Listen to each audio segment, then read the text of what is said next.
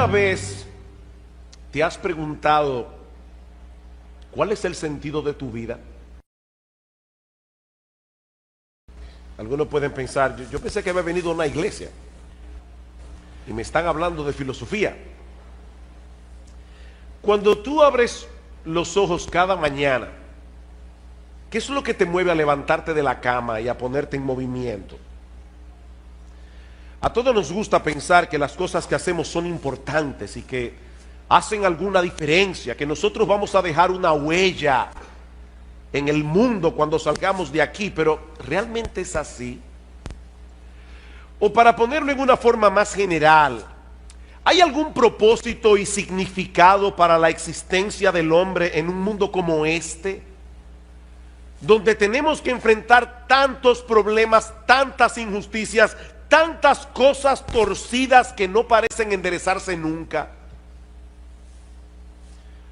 ¿De qué sirven nuestros logros? O comportarse de cierta manera, si al final de cuentas todos vamos a morir, no importa cómo hayamos vivido. Ese es el tipo de cuestionamientos que se plantea el autor del libro de Eclesiastés, que comenzaremos a estudiar a partir de esta mañana. Y su respuesta inicial es tan desalentadora, tan devastadora, que algunos se preguntan cómo es posible que un libro como ese haya sido incluido en la Biblia. Una lectura superficial de Eclesiastés puede llevarnos a pensar que este libro fue escrito por un filósofo fatalista, no por un hombre inspirado por el Espíritu Santo. Para que tengan una idea del tipo de declaraciones que vamos a ver a lo largo de esta serie, permítanme darles un breve muestrario. Eclesiastés capítulo 2, versículo 17. Aborrecí por tanto la vida. Eso dice un hombre inspirado por el Espíritu de Dios. Aborrecí por tanto la vida, porque la obra que se hace debajo del sol me era fastidiosa, por cuanto todo es vanidad y aflicción de espíritu. Asimismo aborrecí todo mi trabajo que había hecho debajo del sol, el cual tendré que dejar a otro que vendrá después de mí. Eclesiastés 3:18. Dije en mi corazón, es así por causa de los hijos de los hombres, para que Dios los pruebe y para que vean que ellos mismos son semejantes a las bestias. Porque lo que le sucede a los hijos de los hombres y lo que le sucede a las bestias, un mismo suceso es. Como mueren los unos, así mueren los otros, y una misma respiración tienen todos. Ni tiene más el hombre que la bestia, porque todo es vanidad. Eclesiastés capítulo 7, versículo 15. Todo esto he visto en los días de mi vanidad. Justo hay que perece por su justicia. Un justo que perece por su justicia. Y hay impío que por su maldad alarga su vida. No seas demasiado justo. Oigan lo que dice la Biblia. No seas demasiado justo, ni seas sabio con exceso. ¿Por qué habrías de destruirte? No hagas mucho mal, ni seas insensato. ¿Por qué habrás de morir antes de tu tiempo? Y yo no voy a hacer ningún comentario, simplemente estoy leyendo algunos versículos. Capítulo 8, versículo 14. Hay vanidad que se hace sobre la tierra, que hay justos a quienes sucede como si hicieran obras de impíos. Y hay impíos a quienes acontece como si hicieran obras de justo. Digo que esto también es vanidad. Por tanto alabé yo la alegría que no tiene el hombre bien debajo del sol, sino que coma y bebe y se alegre, y que esto le quede de su trabajo los días de su vida que Dios le concede debajo del sol. ¿Y qué les parece esta? Se lo voy a leer de la Biblia de las Américas. Eclesiastés 10:19. Para el placer se prepara la comida, el vino alegra la vida y el dinero es la respuesta para todo. Alguna persona dice medio en broma, el dinero no te lleva a la felicidad, pero te deja como a una cuadra. Y uno se ríe de ese tipo de declaraciones, pero encontrarla en la palabra de Dios, mis hermanos, eso es otra cosa. Es por eso que algunos consideran el libro de Eclesiastés como el más enigmático de todos los libros de la Biblia. De hecho, una persona le llama a Eclesiastés el niño problemático de la familia de los libros de la Biblia. Sin embargo, como espero que nosotros veamos a lo largo de esta serie, este no solo es un libro fascinante, inspirado por el Espíritu de Dios, un libro que nos prepara para recibir el Evangelio de Jesucristo, sino que también es de gran ayuda para que los creyentes tengan una correcta perspectiva de la vida aquí y ahora. Lo que hace el autor de Eclesiastés, como veremos en un momento, es examinar la vida del hombre desde una perspectiva completamente secular, sin tomar en cuenta la existencia de Dios, para entonces mostrarnos que desde ese punto de vista la vida del hombre es completamente absurda, la vida del hombre no tiene ningún sentido. En la mañana de hoy yo quisiera introducir este libro de las Escrituras considerando básicamente tres cosas: su autor, su tema y su propósito. Eso es todo lo que vamos a ver en esta mañana. Veremos el autor de Eclesiastés, el tema de Eclesiastés y el propósito de Eclesiastés. Versículo 1, Eclesiastés capítulo 1, versículo 1. Palabras del predicador, hijo de David, rey en Jerusalén. Esta palabra que nuestras versiones de la Biblia traducen como predicador es la palabra hebrea Kohelet, un título que se le daba en aquellos días a un orador oficial que tenía la autoridad para convocar una asamblea y para enseñar a una asamblea.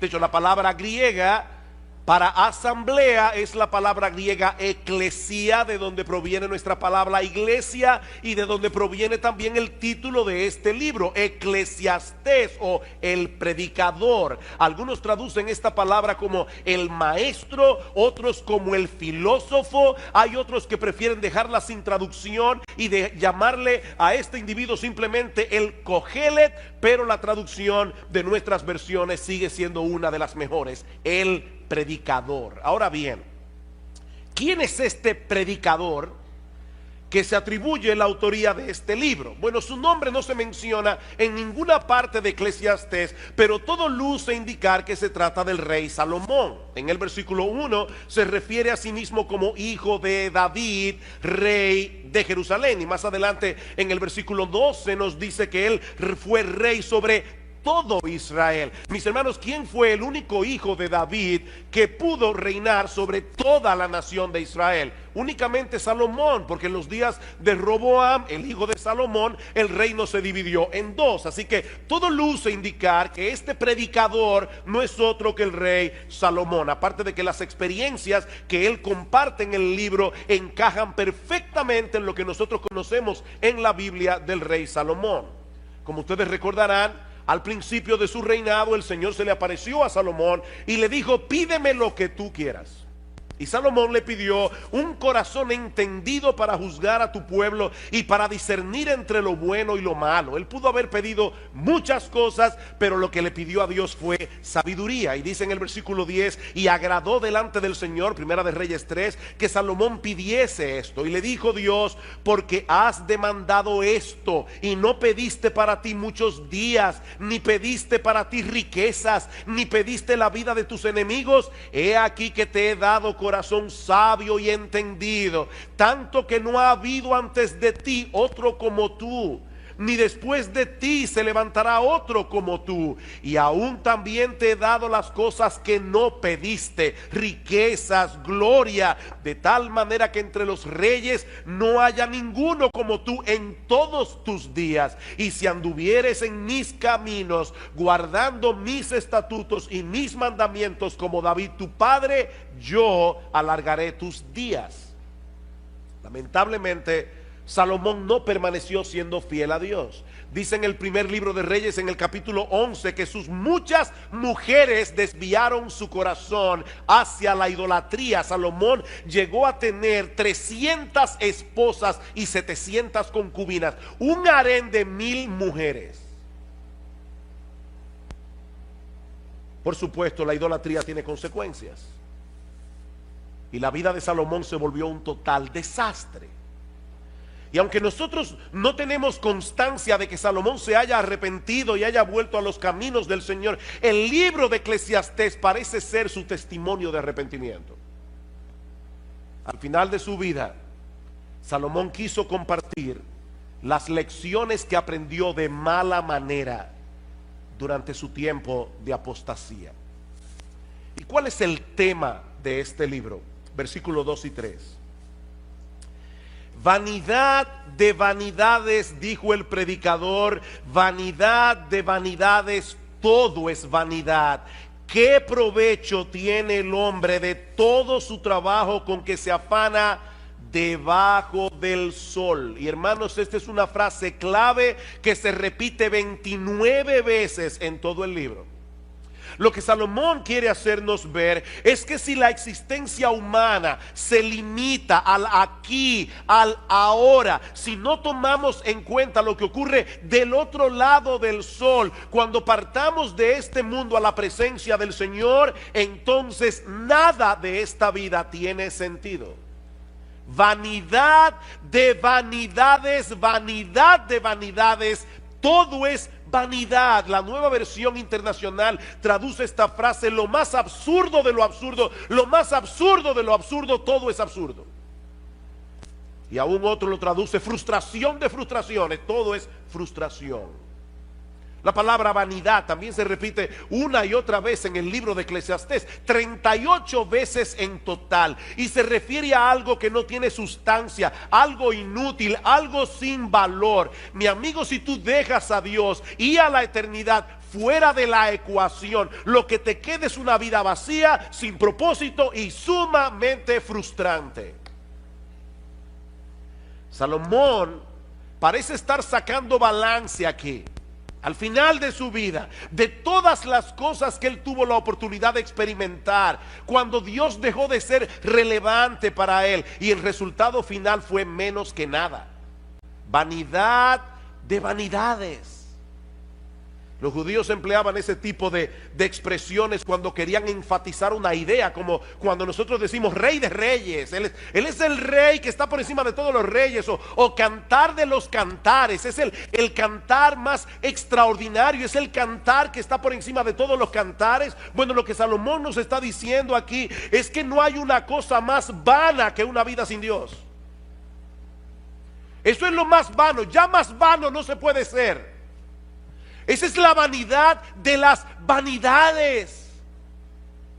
Y lo repite 2 veces: vanidad de vanidades, vanidad de vanidades. Y por si todavía alguien no entendió la fortaleza de su idea, concluye diciendo: todo es vanidad. Todo es vanidad. Eso sería la existencia humana si todo lo que tuviéramos fuera esta vida.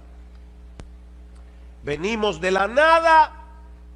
Somos el producto de un accidente sin propósito. Nos dirigimos inevitablemente a convertirnos otra vez en nada. Y entre una nada y otra nada, nosotros tenemos que estar viviendo en este mundo lleno de dificultades, lleno de problemas, donde los momentos de felicidad son muy escasos y muy transitorios. Por eso alguien decía que antes de preguntar si hay vida después de la vida, habría que preguntar si hay vida ahora. No después de la vida, es si hay vida ahora. Un día viene, otro día va, muy similar al anterior, y después de muchos días, la muerte. La pregunta es: ¿para qué afanarse tanto? Si al final de cuentas todos terminamos con las manos vacías. Versículo 3: ¿qué provecho tiene el hombre de todo su trabajo con que se afana debajo del sol? ¿Cuál es tu ganancia?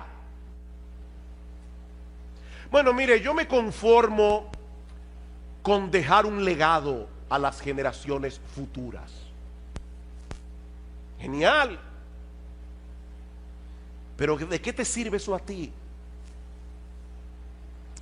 Decía el cineasta Woody Allen: yo no quiero alcanzar la inmortalidad a través de mi obra, yo quiero alcanzarla no muriéndome. El problema es que no tenemos esa alternativa. No tenemos esa alternativa. Todos tenemos una cita ineludible con la muerte. Y lo que Salomón nos está diciendo aquí es que si contemplamos la vida sin tomar en cuenta lo que trasciende la temporalidad de este mundo, todo se vuelve fatigoso, todo se vuelve frustrante. Eso es lo que él pasa a probar a partir de los versículos 4 al 11, usando algunos ejemplos de la creación y de la experiencia humana. Versículo 4, generación va y generación viene, mas la tierra siempre permanece. Una generación se va levantando, la otra va envejeciendo. Y a veces tenemos la sensación de que algo está pasando, algo está cambiando entre una generación y la otra. Pero esa generación que está surgiendo ahora, mañana estará en el mismo lugar donde nosotros estamos hoy. Cuando yo contaba la historia de la iglesia nuestra, de esta iglesia, siempre decía que nosotros comenzamos un grupito de 12 jóvenes y 3 señoras mayores. Hasta que un día mi esposa me dijo: mi amor, ¿tú te has puesto a pensar que las famosas 3 señoras mayores tienen menos edad que la que tú tienes ahora? Tenían en aquel momento, cuando comenzó la iglesia, menos edad que la que yo tengo ahora. Yo seguía llamándole a una persona mayor, de 40 y pico de años. Claro, yo tenía 22. Y los que se levantarán después de nosotros repetirán el mismo ciclo otra vez. No porque la historia humana sea cíclica, como dicen algunos, sino porque en el fondo el hombre sigue siendo el mismo. Ahora tenemos computadoras, tenemos internet, tenemos muchísimas cosas, pero el hombre sigue siendo el mismo. Escuchen este comentario. Los muchachos de ahora aman el lujo, se comportan de una forma inapropiada, desacatan la autoridad y no muestran respeto hacia los que son mayores que ellos. ¿Verdad que parece una declaración muy actual? Eso lo dijo Sócrates en el siglo V antes de Cristo. ¿Y qué le parece esta de Pedro el Ermitaño? Pedro el Ermitaño nació en el 1050, murió en el 1115. Los jóvenes de hoy solo piensan en sí mismos, no tienen ninguna reverencia hacia sus padres, o los ancianos se impacientan ante toda la restricción y hablan como si lo supieran todo.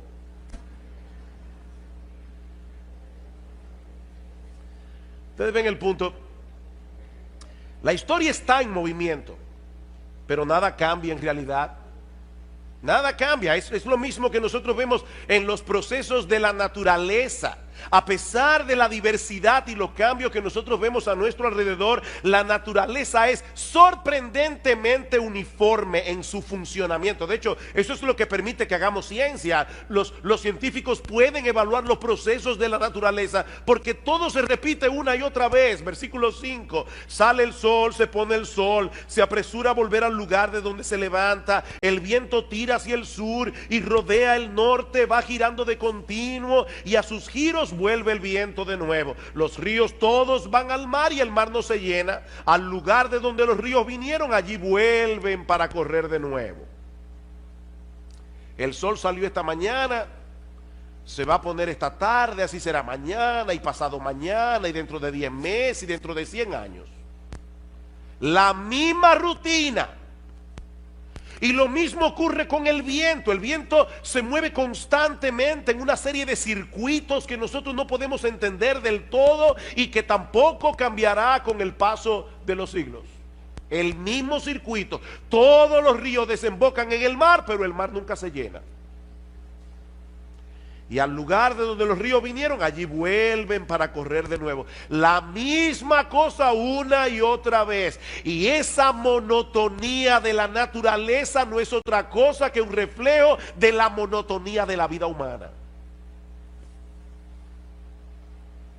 En ciencia política hay un principio que se conoce como el gatopardismo. Una novela que se llamó El gato pardo, donde apareció esta frase memorable: si queremos que todo siga como está, necesitamos que todo cambie.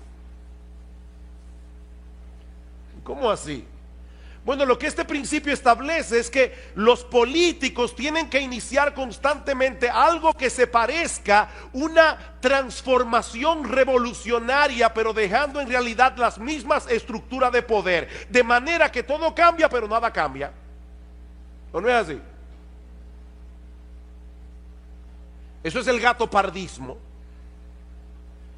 Todo cambia, pero nada cambia.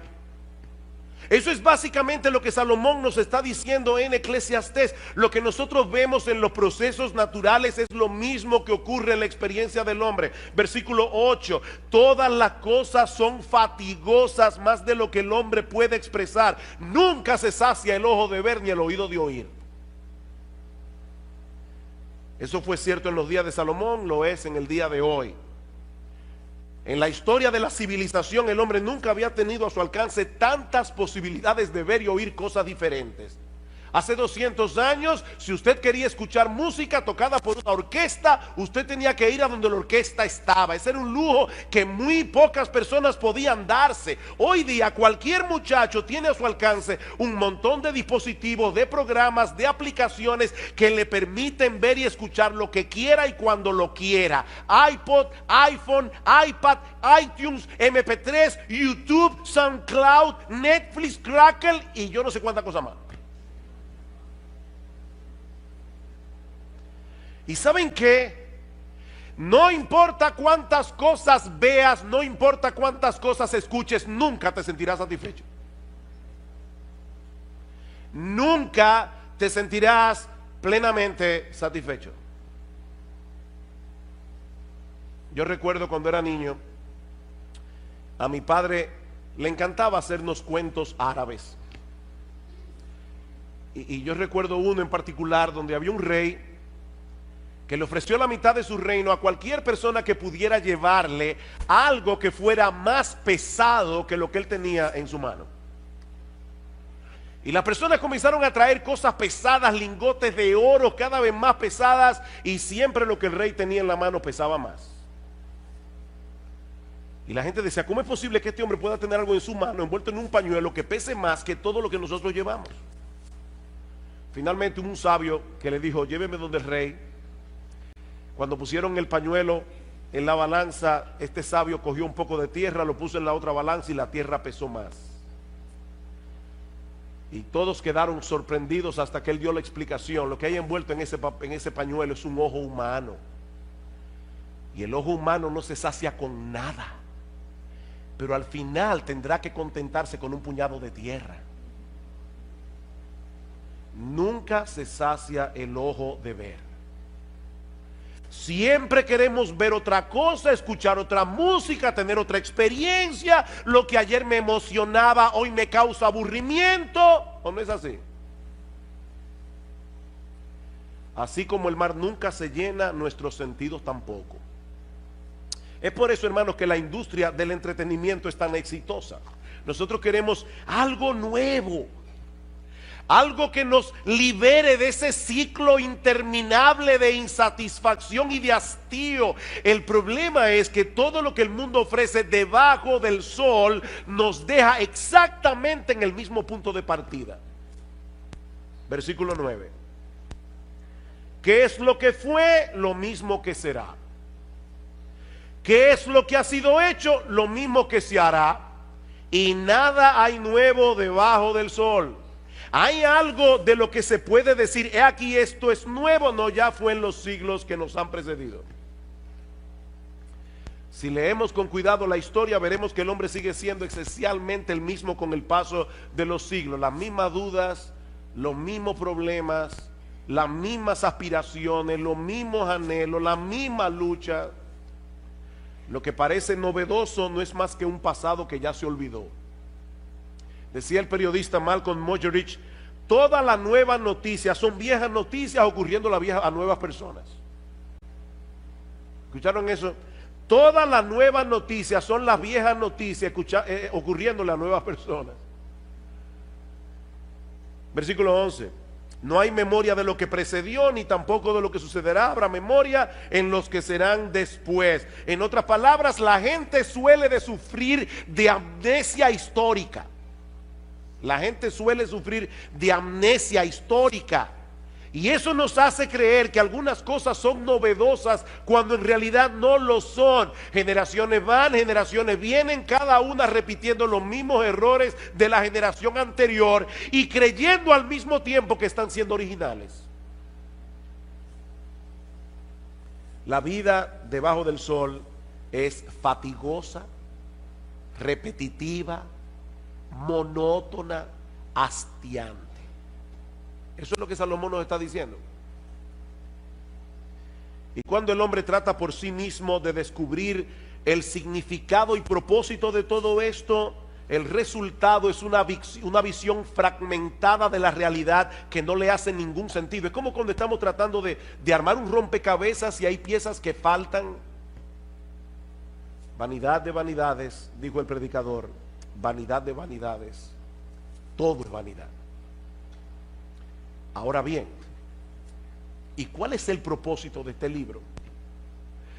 ¿Por qué Dios inspiró al autor de Eclesiastés para que pusiera por escrito reflexiones tan deprimentes acerca de la vida en este mundo? Eso nos lleva a nuestro tercer y último encabezado. Ya vimos el autor del libro, el tema del libro. Veamos ahora su propósito. Y yo creo que el apóstol Pablo nos muestra incidentalmente por qué se escribió el libro de Eclesiastés. Dice en Romanos capítulo 8 versículo 20 que la creación fue sujetada a vanidad. Otra vez la misma palabra. La creación por causa del pecado fue sujetada a producir lo que no sirve. La creación fue sujetada a no dar todo el potencial que tiene dentro, no por su propia voluntad, sino por causa del que la sujetó en esperanza. En el libro de Eclesiastés, Salomón quiere que sintamos el peso de lo absurda que resulta la vida debajo del sol, destruir en nosotros toda esperanza de encontrar propósito, significado o satisfacción en ninguna de las cosas que este mundo ofrece, para entonces llevarnos de la mano a poner toda nuestra esperanza únicamente en Dios. Ese es el propósito. Él quiere destruir todo aquello que pueda ser una esperanza para ti. Cualquier cosa. Dice un comentarista, la función de Eclesiastés es llevarnos a ese punto en el que empezamos a temernos que esa sea la única conclusión posible, es decir, que todo es vanidad. Nos vemos así enfrentados a la cruda realidad de que nada tiene sentido, nada de lo que hay debajo del sol tiene valor. Pero ¿saben qué, mis amados hermanos? Nosotros sabemos que hay un Dios que está sentado en su trono por encima del sol, gobernando todo lo creado para su gloria y para el bien de su pueblo. Y eso hace toda la diferencia del mundo. Mis hermanos, ese Dios no solo ha prometido libertar su creación de la vanidad a la que fue sometida por causa del pecado, como dice Pablo en Romanos 8, sino que también nos permite contemplar ese mismo escenario que Salomón nos presenta en Eclesiastés, pero desde otra perspectiva completamente diferente. Vamos a introducir a Dios ahora en Eclesiastés capítulo 1 y vamos a ver qué pasa. Vamos otra vez a Salomón, vamos a meternos en la mente de Salomón. La única diferencia es que ahora vamos a meter a Dios en la ecuación y vamos a ver qué pasa. El salmista David, el padre de Salomón, nos dice en el Salmo 19:1: los cielos cuentan la gloria de Dios, el firmamento anuncia la obra de sus manos. El universo es un gran libro disponible para todo el que lo quiera leer, que nos habla de la grandeza, el poder y la majestad de nuestro Dios. Un día emite palabra a otro día, una noche a otra noche declara sabiduría. No hay lenguaje ni palabras, ni es oída su voz, pero por toda la tierra salió su voz y hasta el extremo del mundo sus palabras. Y ahora escuchen: en ellos, en los cielos, puso tabernáculo para el sol. Y este, como esposo que sale de su tálamo, de su cama por la mañana, se alegra cual gigante para correr el camino. El mismo sol que Salomón pone como ejemplo de la monotonía de la vida, nos da un mensaje completamente distinto cuando Dios está detrás del proceso.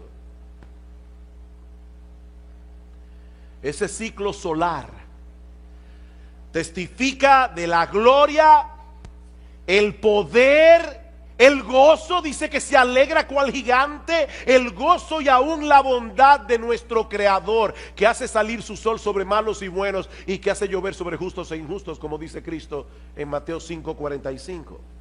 Así que si leyéramos apropiadamente el mensaje que el sol comunica, ¿saben qué pasaría? Que no dejaríamos nunca de alabar a Dios. Dice en el Salmo 113, desde el nacimiento del sol hasta donde se pone, sea alabado el nombre de Jehová.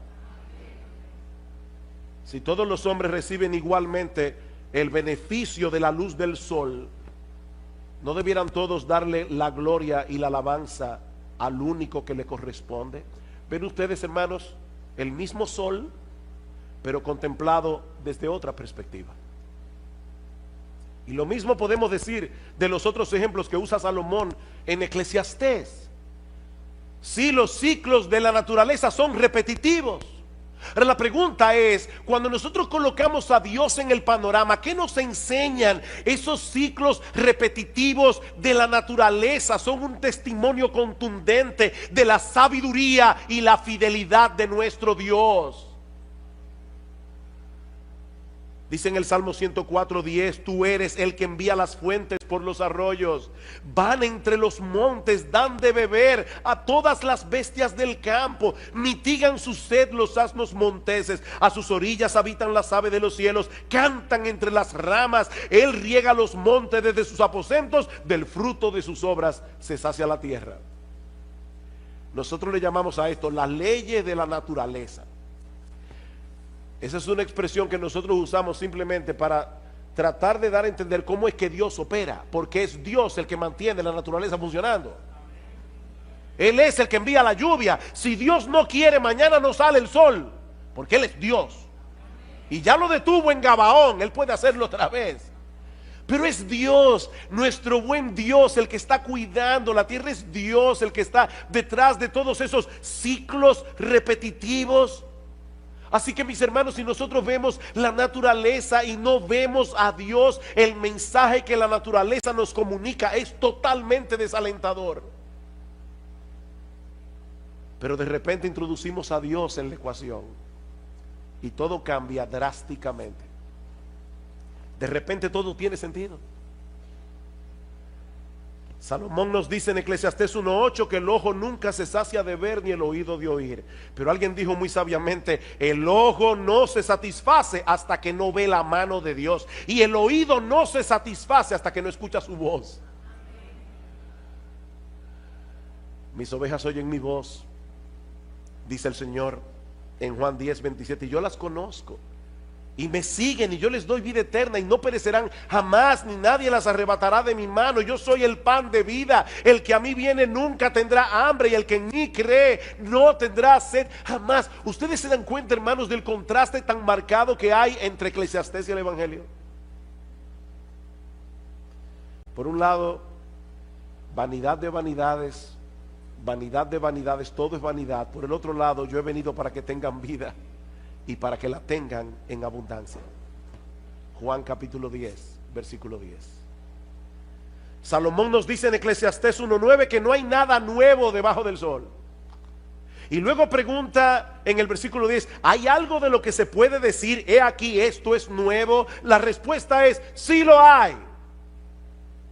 ¿Hay algo nuevo? Sí lo hay, sí lo hay. Siempre y cuando contemplemos a Dios en el centro de todo. Ese es el punto. Sí lo hay. Hay un nuevo pacto en la sangre del Señor Jesucristo. Dice en Lucas 22:20, un nuevo pacto por medio del cual todos nuestros pecados son perdonados. Un nuevo pacto donde Dios nos concede de pura gracia el don de la vida eterna. Sí hay algo nuevo. Dice en Ezequiel capítulo 36 que Dios promete darnos un nuevo corazón, para que podamos reverenciarle como es debido, para que podamos obedecer sus mandamientos. Dice en 2 Corintios 5:17 que si alguno está en Cristo, nueva criatura es. Sí, Salomón, hay algo nuevo. Dios me hizo nuevo, Dios me transformó, Dios me libertó del pecado. Si alguno está en Cristo, nueva criatura es. Las cosas viejas pasaron, he aquí todas son hechas nuevas. Hay algo nuevo, sí, Salomón dice en Efesios 4:24 que Dios nos ha dado un nuevo hombre, creado según Dios en la justicia y santidad de la verdad. Y por si todo esto fuera poco, dice en Apocalipsis 21:5, y el que estaba sentado en el trono dijo: he aquí, yo hago nuevas todas las cosas. Todas las cosas.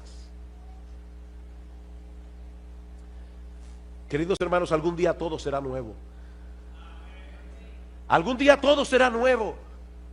Esta creación que fue sujetada a vanidad, esta creación que fue sujetada a producir lo que no sirve, será libertada de la esclavitud de la corrupción, dice Pablo en Romanos 8:21, a la libertad gloriosa de los hijos de Dios. En aquel día será eliminado por siempre todo vestigio del pecado en nosotros y en lo creado. Y ¿saben qué, mis amados hermanos? Nunca más experimentaremos la frustración y el hastío que muchas veces experimentamos en este mundo caído, aún los cristianos. O tú nunca te aburres, tú nunca te hastías, nunca te sientes frustrado.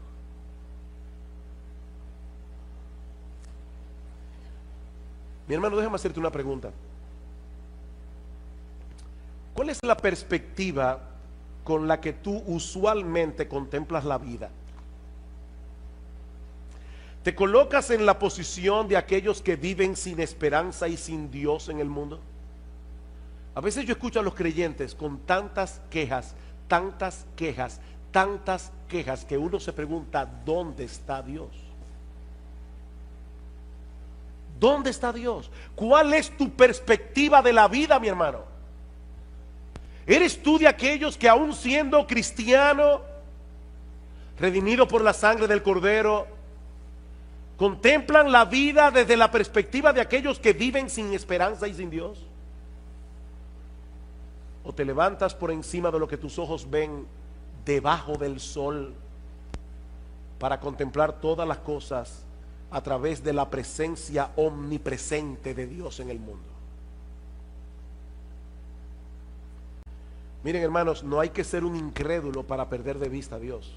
De hecho, en la época de Salomón el ateísmo no se conocía. Eso era algo extraño.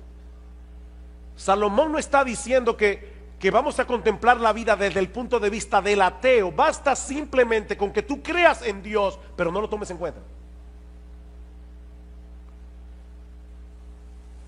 No hay que ser un incrédulo para perder de vista a Dios.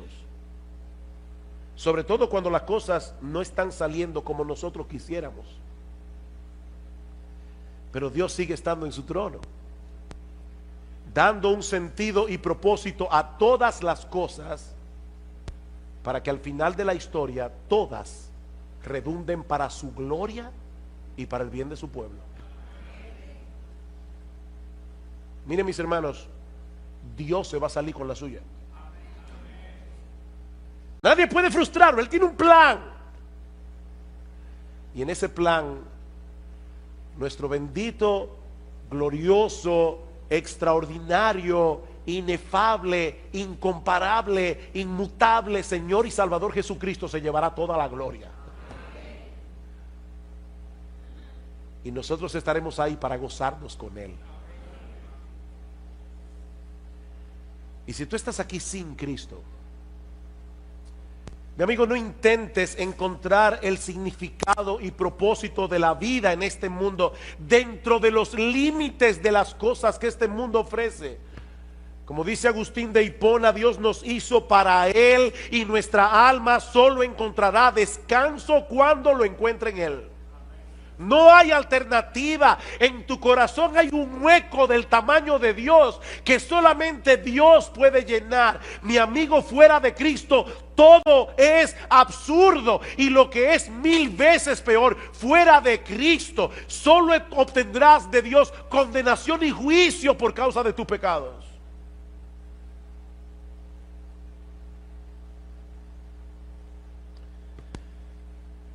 Miren, hermanos, hay frases que en el mundo evangélico se repite tanto y tanto y tanto, que se convierten en clichés. Y nosotros dejamos de percibir la verdad que hay detrás de esas frases que se repiten una y otra vez. ¿Recuerdan ustedes cuando estábamos predicando de Colosenses y decíamos que hay una fórmula matemática en Colosenses? Cristo más nada es igual a todo. Decía una poetisa cristiana: si yo no tuviera nada excepto a Cristo, lo tendría todo como quiera. Eso no es un cliché, eso es una gran verdad. Cristo es el todo en todos. Es Cristo, es Cristo, es Cristo. Mis hermanos, mis amigos que están aquí, el significado de la vida, el propósito de nuestra existencia, todo gira en torno a Él. Él es el centro.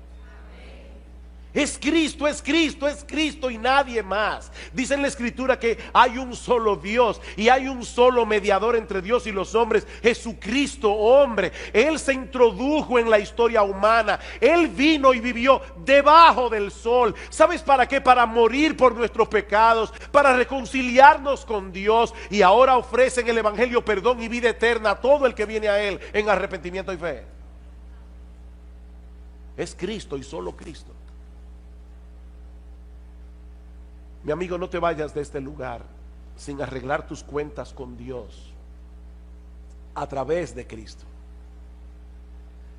porque su gracia sigue estando disponible para todo aquel que cree.